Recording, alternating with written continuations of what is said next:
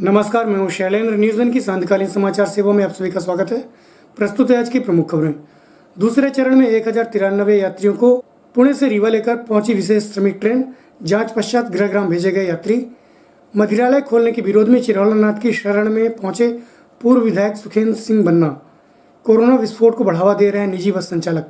अब खबरें विस्तार से।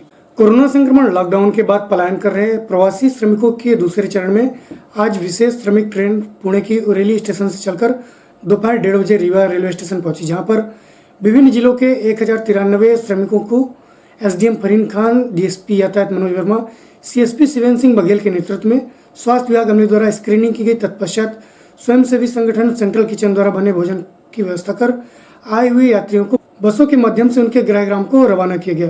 वहीं रीवा एवं शहडोल संभाग आयुक्त डॉक्टर सुकुमार भार्गव द्वारा व्यवस्था का निरीक्षण कर आवश्यक निर्देश दिया गया। इस दौरान कलेक्टर बसंत कुर्रे से पुलिस अधीक्षक आबिद खान, अन्य संबंधित अधिकारी उपस्थित रहे। प्रस्तुत एक झलकी एवं यात्रियों सहित एसडीएम फरीन खान से जानकारी के अंश।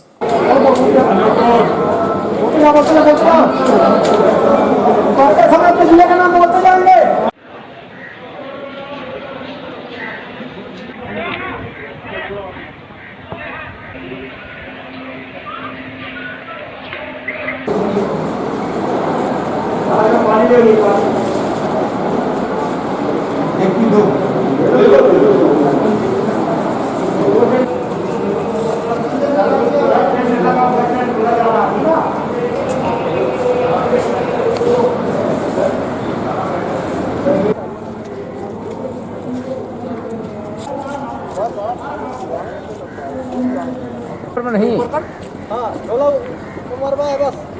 देहे में मारे है। सुनो, मास्क लगाओ यार, मास्क लगाओ, मास्क सब जने लगा ले। चलो जाओ।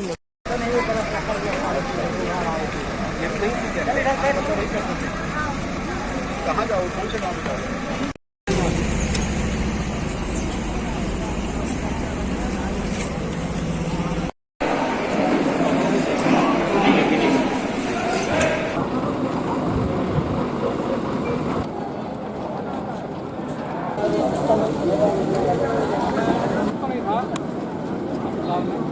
देख रहे हैं व्यवस्था। क्या नाम है भैया आपका? कहाँ के रहने वाले हैं? कहाँ रहते थे अभी आप? किस तरह की समस्या आ रही थी वहाँ पे? कैसे फिर कैसी व्यवस्था की गई है अभी आप? खाना वगैरह का इंतजाम सही था? सही था। अब क्या करेंगे? अब कैसी व्यवस्था है यहाँ से? यहाँ से तो बस वैन लगे बोलते हैं जाने वाले। क्या करते थे आप महाराष्ट्र में? काम करते थे। किराया वगैरह तो नहीं लगा है? हाँ, किराया वगैरह तो नहीं लगा? नहीं। नाम क्या है तुम्हारा? दीपक। छतरपुर जिले की। क्या नाम है आपका? सविता। पूरा नाम बताइए। सविता चौधरी। तो पूरा परिवार था वहाँ पे पुणे में? क्या क्या दिक्कत हुई वहाँ पे? बहुत परेशानी थी। साफ खाने के लिए भी कमी थी, खाना भी नहीं मिलता था, काम भी नहीं लगता था, बाहर भी नहीं, कुछ भी बहुत परेशानी थी। तो यहाँ ट्रेन में किराया तो नहीं लगा है? नहीं, साफ किराया नहीं लगा। क्या नाम बताया? सविता चौधरी। कब चले थे? कल सुबह 10:30 बजे। तो रास्ते में वहाँ जाँच हुई थी? हाँ, मेडिकल हुआ था। जाना कहाँ है? जबलपुर। किस तरीके की समस्या आ रही थी वहाँ पे महाराष्ट्र में? महाराष्ट्र में अभी कोई समस्या नहीं है अभी तक। ऐसा सब फैसिलिटी बहुत अच्छा था वहाँ पर। मेडिकल से वहाँ का पुलिस स्टाफ सब सपोर्ट किया। यहाँ भी कोई समस्या नहीं है। सब बसेस लगी हुई हैं, आने के बाद सपोर्ट कर। क्या करते हैं आप महाराष्ट्र में? मैं वहाँ पर क्वालिटी में जॉब कर रहा था। अब बंद हो गया है? क्या कर रहे हैं? अभी कंपनीज बंद हैं। 1-2 दिन चालू होता है, उसके बाद बंद हो जाता है। कंटिन्यू प्रॉपर वर्क नहीं। क्या नाम है? योगेश कुमार सिंह। कहाँ के रहने वाले? जबलपुर। राजेश सैन। कहाँ के रहने वाले? पन्ना जिला के। कहाँ से आ रहे? पुणे से। क्या कर रहे थे वहाँ? काम करने को गए। क्या क्या परेशानी हुई वहाँ? खाने को खाना नहीं मिला सर। कब से नहीं मिला? ना तो पैसा मिला, ना रूम भाड़े भी लिए गए हम लोगों से। कब से पैसा नहीं मिला? पैसा 2 महीने से नहीं मिला। 1.5 महीने। अब कहाँ जाओगे? घर जाएंगे। क्या किस तरह की व्यवस्था है अभी यहाँ से? अब बस की व्यवस्था होगी। किराया भाड़ा तो नहीं लगा कहीं? नहीं लगा। हाँ ठीक है। मैडम ये रीवा ट्रेन आई है, कितने लोगों को लेके आई, कहाँ से आई है? जी पुणे से चल के ट्रेन आई है, उर्ली पुणे से, और इसमें टोटल 1093 लोग आए हैं, 1093।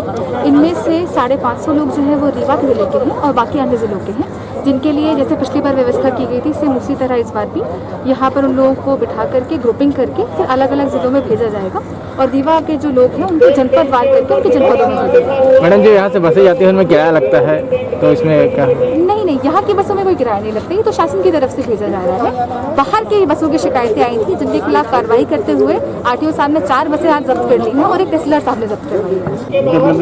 मेडिकल जाँच के बाद भेजा जाएगा, मेडिकल जाँच करा के भेजा जाएगा यहाँ पे। जी मेडिकल। किस तरीके की मेडिकल जाँच हो रही है यहाँ पर रेलवे स्टेशन में, क्या व्यवस्था बनाई गई रेलवे है? स्टेशन पे टोटल जो बोगी है 22 आए हैं, इनके हिसाब से 8 डॉक्टर्स की टीम लगाई गई है। हर 3 बोगी पे 1 लोग जांच कर रहे हैं, इनकी थर्मल स्कैनिंग की जा रही है, सिम्टम्स पूछे जा रहे हैं और यदि किसी भी प्रकार की तकलीफ होगी उनको तो उनको यहीं पर इंस्टीट्यूशनल क्वारंटाइन कर दिया जाएगा, उनको उनके जिले नहीं भेजा जाएगा। प्रदेश शासन द्वारा कोरोना वायरस लॉकडाउन के तीसरे चरण में प्रदेश भर में शराब की दुकानें खोलने के आदेश के बाद लोगों द्वारा 42 दिन के लॉकडाउन का प्रशासन द्वारा की गई सभी तैयारियों को ध्वस्त कर खुला उल्लंघन हुआ, जिसके बाद आज कांग्रेस के पूर्व विधायक सुखेंद्र सिंह मन्ना द्वारा इसका विरोध करते हुए चिरौला नाथ मंदिर पहुंच दर्शन किया एवं पत्रकारों से चर्चा करते हुए कहा कि जब पूरे देश में मात्र 300 केस थे तब शासन ने लॉकडाउन किया, वहीं जब यह आंकड़ा 50,000 के पार हो गया तब इस स्थिति में खुली छूट देने की क्या जरूरत थी। वहीं उन्होंने कहा कि अब प्रशासन से विश्वास उठ गया है और अब भगवान ही इस देश की रक्षा कर सकते हैं। प्रस्तुत है एक झलकी एवं पूर्व विधायक सुखेंद्र सिंह मन्ना से जानकारी के अंश।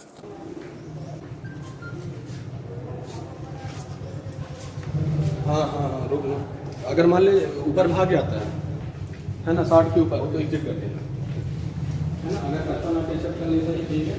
जो भारत की स्थिति है, पूरे विश्व की स्थिति है, कोरोना के कारण पूरा विश्व अस्त व्यस्त है, इसमें कोई शंका की बात नहीं है। उसी स्थिति में भारत में भी लॉकडाउन लगाया गया और लॉकडाउन का अक्षरशः पालन लगभग भारत की जनता हर परिस्थितियों में करने के लिए तैयार थी, चाहे मजदूर हों, चाहे जो हो। आज मजदूर इतने प्रताड़ित हैं, इतने पीड़ित हैं कि आप उसका अंदाज़ा नहीं लगा सकते। लगातार एक्सीडेंट हो रहे हैं, रास्ते में पैदल चल रहे हैं और सांप काटे ले रहे हैं। तो मैं समझता हूं कि इस लॉकडाउन से जितना कोरोना के अलावा दुर्दशा हो रही है कोई कुछ आप कह नहीं सकते। अब वो पीड़ा अपने से देखी नहीं जाती, इसलिए कि हमारे क्षेत्र के भी कई मजदूर एक्सीडेंट हुए, कई लोगों को सांप काटा, सारी बातें हुई। अभी दारू की दुकानें भी खोल दी गई जिसमें लॉकडाउन का कोई मतलब नहीं है। मैं जानता हूं कि आज हम यहाँ मंदिर में आए तो हो सकता है मेरे ऊपर अपराध भी लगे, लेकिन दारू में लगातार भीड़ हो रही है, होगी, हो ही है, लाइनें लगी हैं, लेकिन उसमें न कोई भीड़ होनी, उसमें कोई न अपराध लगने हैं, न कोई कुछ भी है। तो हमारे समझ से कि आज जो भारत की स्थिति है, लगातार कोरोना बढ़ रहा है, इससे ये लगता है कि सिर्फ भगवान ही हमको बचा सकता है और हम लोगों को भगवान की पूजा अर्चना करनी चाहिए। अब पूरे भारत में पट खोलने चाहिए। अब भगवान की जब तक पूजा नहीं होगी तो कोरोना ठीक होने वाला नहीं है। इसी तारतम्य में मुझे ये लगा कि अब रीवा को कोरोना से शासन प्रशासन नहीं बचा सकता, न उनकी व्यवस्थाएं बचा सकती, न शराब की दुकानें बचा सकती। अगर बचा सकता है तो बचा सकते हैं तो सिर्फ चिरौलानाथ स्वामी ही रीवा की रक्षा कर सकते हैं। इसलिए हमने उचित समझा कि हम लोगों को चिरौलानाथ का दर्शन करना चाहिए। हमने दर्शन भी किया उनका और पूजा अर्चना की और मैं समझता हूँ कि अब रीवा सुरक्षित हो सकता है। बाकी इसके अलावा कोई विकल्प नहीं। कोरोना कहीं रुकने का नाम ही नहीं ले रहा है। जब 300 मरीज भारत में थे तो लॉकडाउन लगाया गया पूरे भारत में। अब आज जब 40,000, 50,000, 60,000 मरीज हो गए, कोरोना के मरीज हो गए, तो लॉकडाउन आधा कर दिया गया, शराब की दुकानें खोल दी गई। इससे क्या देना चाहते हैं मैसेज? मैं समझता हूं कि इसका मतलब फिर और आप कोरोना फैलाना चाहते हो। अरे कम से कम मजदूरों की रक्षा करो। श्रीमती सोनिया गांधी ने ये तक कह दिया कि मजदूरों का मैं भाड़ा दूंगा और दे भी रही हैं। रीवा एवं शहडोल संभाग आयुक्त डॉक्टर सुकुमार भार्गव द्वारा आयुक्त कार्यालय में रीवा संभाग के शिक्षा विभाग की कक्षा 1 से 12वीं की ऑनलाइन कक्षाओं के संचालन को लेकर मोबाइल वीडियो कॉन्फ्रेंसिंग के माध्यम से समीक्षा बैठक बुलाई।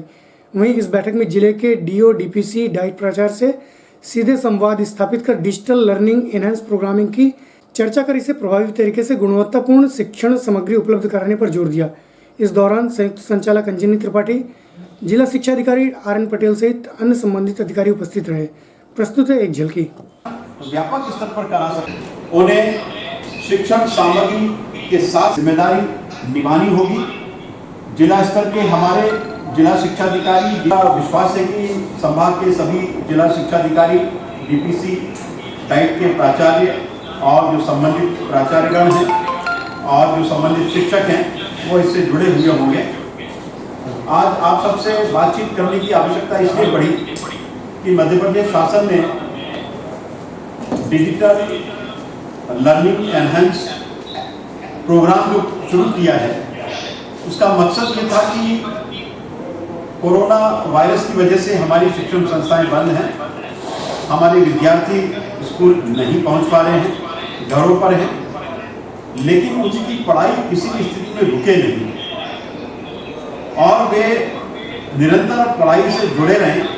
इसलिए इस ऐप के माध्यम से डिजिटल एजुकेशन का जो ऐप लर्निंग एनहांस प्रोग्राम है, उसके माध्यम से वे जुड़ सकें और अपने ज्ञान में वृद्धि कर सकें, उच्च गुणवत्ता युक्त उन्हें शिक्षण सामग्री प्राप्त हो सके, इसके लिए प्रोग्राम शुरू किया है। और जैसा कि आप सब जानते हैं कि कक्षा 1 से लेके 12 तक के हमारे जितने भी जिले के विद्यार्थी हैं, संभाग के विद्यार्थी हैं, उनका लगभग 35 से 40% हमें जोड़ना है। लेकिन जो आंकड़े मेरे पास में अभी आए हैं वो अत्यंत ही नगण्य हैं और इस दिशा में हमें और अधिक सजगता, जागरूकता और तेजी के साथ में काम करने की, उन्हें शिक्षण सामग्री के साथ साथ रोचक कहानियाँ, किस्से, कथाओं के माध्यम से उन्हें नैतिक शिक्षा दी जाए और इस बात की पूरी तरह से सावधानी रखी जाए कि हमारे जितने भी विद्यार्थी हैं, जरूरी नहीं कि उन सब के पास में एंड्रॉइड मोबाइल हो और ना ही उन्हें एंड्रॉइड मोबाइल खरीदने के लिए बाध्य करना है, वरन जो संकुल के प्रभारी हैं, संकुल के जो शिक्षक हैं, जिनके पास में एंड्रॉइड मोबाइल है, उनके साथ उन विद्यार्थियों को ये पता चल सके कि इस कार्यक्रम का जो उद्देश्य है, उस उद्देश्य को प्राप्त करने में हम किस स्थिति में हैं। आप सभी जो डाइट के प्रिंसिपल हैं, उनकी ये ड्यूटी है कि जो शिक्षण सामग्री उपलब्ध कराई जा रही है उसकी गुणवत्ता के बारे में और जो संबंधित प्राचार्य हैं, शिक्षक हैं, उन सब के प्रशिक्षण के बारे में चिंता की जाए और निर्धारित मापदंड के अनुसार प्रशिक्षण की कार्रवाई जो है वह भी 100% सुनिश्चित की जाए। अब इसमें जो निजी विद्यालय के विद्यार्थी हैं उन्हें भी जोड़ने का कार्यक्रम प्रारंभ हुआ है, इसलिए इस दिशा में भी जो डिस्ट्रिक्ट स्तर का हमारा सेल है वो डिस्ट्रिक्ट स्तर के सेल की बैठक करके उसमें ये एक कार्य योजना बना ली जाए और भविष्य में इस प्रोग्राम को हम लॉकडाउन के तीसरे चरण में प्रदेश शासन द्वारा बिना किराए के यात्रियों को लाया जा रहा है। वहीं अन्य प्रदेशों से शासन के नियमों का उल्लंघन करते हुए व्यावसायिक रूप से किराया लेकर श्रमिकों को लेकर आने वाली यात्री बसों के खिलाफ आरटीओ द्वारा लगातार कार्रवाई की जा रही है।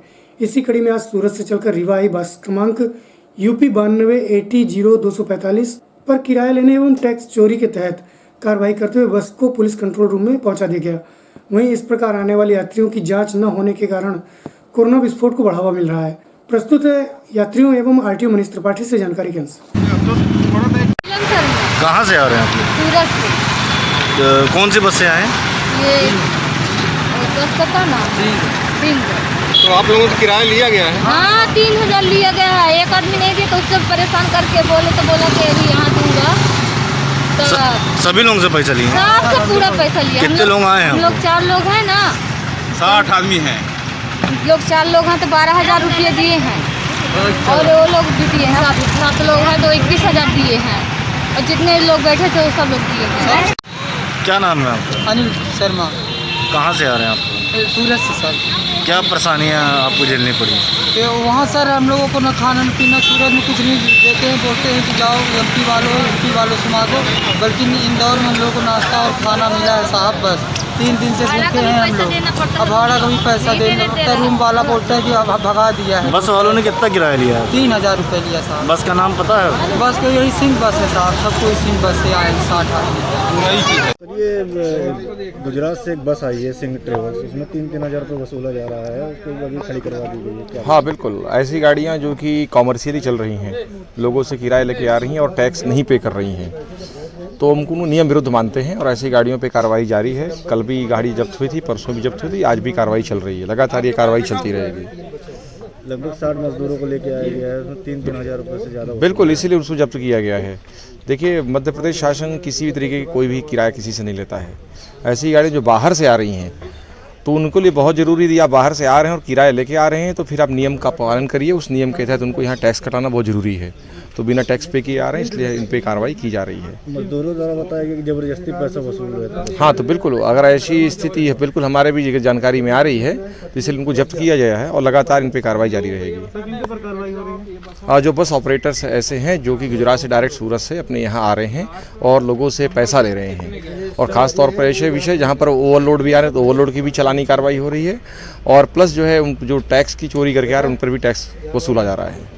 चलते चलते आज की प्रमुख खबर एक बार पुनः। दूसरे चरण में 1093 यात्रियों को पुणे से रीवा लेकर पहुंची विशेष श्रमिक ट्रेन। जांच पश्चात गृहग्राम भेजे गए यात्री। मदिरालय खोलने के विरोध में चिरौला नाथ की शरण में पहुंचे पूर्व विधायक सुखेंद्र सिंह बन्ना।